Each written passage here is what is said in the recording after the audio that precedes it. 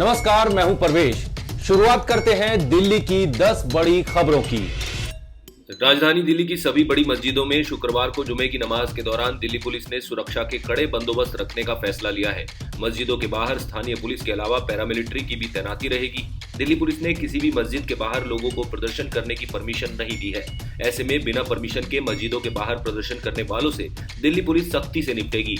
सभी जिले के डीसीपी से कहा गया है कि वे अपने अपने इलाके में सभी बड़ी मस्जिदों जहां जुमे की नमाज पढ़ी जाएगी वे खुद वहां का दौरा करें और स्थिति का जायजा लेते रहें। सभी वरिष्ठ अधिकारियों को मस्जिदों के बाहर मौजूद रहने को कहा गया है। स्पेशल ब्रांच को भी इस संबंध में अलर्ट करने को कहा गया है। स्पेशल ब्रांच से कहा गया है कि अगर उन्हें किसी मस्जिद के बाहर प्रदर्शन करने की खुफिया जानकारी मिलती है तब वे उक्त थाना पुलिस और जिले के डीसीपी को इस संबंध में पहले ही अवगत करा दें। सभी थाना पुलिस की स्थानीय अमन कमेटी के सदस्यों के साथ बैठक हो चुकी है। अमन कमेटी के सदस्यों की ओर से लोगों से अपील की गई है कि वे शांति बनाए रखें। जिला पुलिस से कहा गया है कि नमाज पढ़ने वाले लोगों की संख्या को देखते हुए वे अपने अपने जिले के मस्जिदों के बाहर पर्याप्त संख्या में सुरक्षा के बंदोबस्त रखें। अगर कोई बिना अनुमति से प्रदर्शन करेगा तब उनके खिलाफ मुकदमा दर्ज कर गिरफ्तार कर लें। दिल्ली पुलिस की साइबर सेल को कहा गया है कि वे इंटरनेट मीडिया पर भी पैनी नजर रखें। लोगों को उकसाने वाला पोस्ट डालने वालों के साथ सख्ती से कार्रवाई करें। दिल्ली में एक बार फिर कोरोना का कहर शुरू हो गया है। पिछले 24 घंटे में कोरोना संक्रमण के 1323 नए मामले दर्ज किए गए हैं। राजधानी में कोरोना का पॉजिटिविटी रेट रिस्की जोन पार करके 6.69% पहुंच गई है। पिछले 24 घंटे के दौरान कोरोना की वजह से 2 लोगों की मौत भी हो गई। ये लगातार दूसरा दिन है जब दिल्ली में कोरोना के 1300 से ज्यादा नए केस आए हैं। दिल्ली में बुधवार को कोरोना वायरस संक्रमण के 1375 नए मामले सामने आए थे और पॉजिटिविटी रेट 7 से ज्यादा हो गई थी। इसके साथ ही दिल्ली में कोरोना के एक्टिव मरीजों की संख्या भी बढ़ गई है। यहाँ एक्टिव केसों की संख्या 3948 है। वहीं कंटेनमेंट जोन का आंकड़ा भी बढ़ गया है। दिल्ली सरकार की तरफ से जारी आंकड़ों के मुताबिक यहाँ कंटेनमेंट जोन की संख्या बढ़कर 209 हो गई है। दिल्ली हेल्थ बुलेटिन के मुताबिक पिछले 24 घंटे में 19,776 टेस्ट किए गए। फिलहाल होम आइसोलेशन में 2,460 मरीज हैं। वहीं अस्पताल में भर्ती कोरोना मरीजों की संख्या 165 है। दिल्ली के पहाड़गंज इलाके में एक इमारत गिर गई। इस घटना में एक 3.5 साल के बच्चे की मौत हो गई। दिल्ली दमकल विभाग ने बताया कि पहाड़गंज इलाके के खन्ना मार्केट और द विवेक होटल के पास रात 8:40 पर एक मकान ढहने की सूचना मिली। ढहे हुए ढांचे से अब तक 3.5 साल के एक बच्चे, 2 लड़कियों और उनके पिता को बचाया गया। इनमें से बच्चे की हालत गंभीर बताई जा रही थी, जिसकी बाद में मौत हो गई।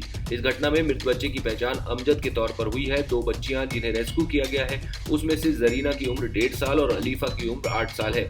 मोहम्मद जहीर को भी रेस्क्यू किया गया है जिसकी उम्र 52 साल है। ये सभी कलावती अस्पताल में हैं।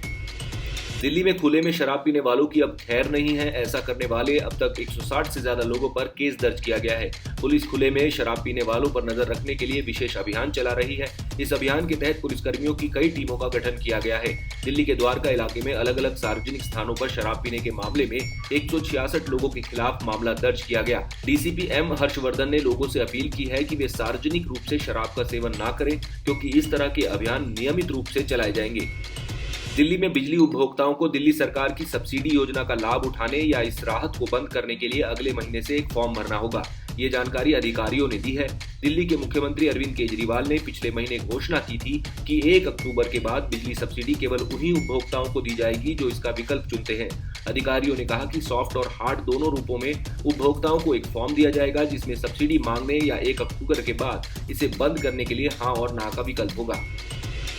आम आदमी पार्टी के संयोजक और दिल्ली के मुख्यमंत्री अरविंद केजरीवाल ने केंद्र सरकार की सेना भर्ती की नई योजना का विरोध कर रहे युवाओं का समर्थन किया है। उन्होंने ट्वीट करके कहा कि इस योजना का देश में हर तरफ विरोध हो रहा है, इससे युवा नाराज हैं। उन्होंने युवाओं की मांग को सही करार दिया है। मुख्यमंत्री अरविंद केजरीवाल ने कहा कि सेना हमारे देश की शान है और हमारे युवा अपना पूरा जीवन देश को देना चाहते हैं। उनके सपनों को 4 साल में बांधकर मत रखिए। उन्होंने केंद्र सरकार से अपील की कि युवाओं को 4 साल नहीं बल्कि पूरी जिंदगी देश सेवा करने का मौका दिया जाए। पिछले 2 साल सेना में भर्ती नहीं होने की वजह से ओवर एज हो गए युवाओं को भी मौका दिया जाए। दिल्ली के राजेंद्र नगर उपचुनाव को लेकर सभी पार्टियों ने पूरी ताकत झोंक दी है। चुनाव एक सीट पर है, लेकिन तमाम बड़े नेता इस सीट पर चुनाव प्रचार में उतर गए हैं। आम आदमी पार्टी के राष्ट्रीय संयोजक और मुख्यमंत्री अरविंद केजरीवाल आज से 3 दिन तक पार्टी प्रत्याशी दुर्गेश पाठक के समर्थन में प्रचार करेंगे। तीनों दिन के रोड शो में आप प्रत्याशी दुर्गेश पाठक समेत कई वरिष्ठ नेता भी मौजूद रहेंगे। दिल्ली सरकार राजधानी में किसी भी तरह के प्रदूषण को रोकने के लिए एक्शन में है। अब साउंड पोल्यूशन पर नकेल कसने के लिए दिल्ली सरकार ने एक नया प्लान बनाया है और इसके लिए एक नया प्रस्ताव पास किया गया है, जिसमें दिल्ली सरकार साउंड पोल्यूशन करने वालों पर सख्त कार्रवाई करने के लिए एमसीडी समेत सभी स्थानीय निकायों को अधिकार दे रही है। इस प्रस्ताव के पास होते ही साउंड पोल्यूशन फैलाने वालों के खिलाफ अब MCD, NDMC, Delhi cantonment board को भी कानूनी कार्रवाई करने का अधिकार रहेगा। साउथ ईस्ट जिले के वाहन चोरी निरोधक दस्ते ने लग्जरी कारें चुराने वाले गिरोह का पर्दाफाश कर वाहन चोर और रिसीवर को गिरफ्तार किया है।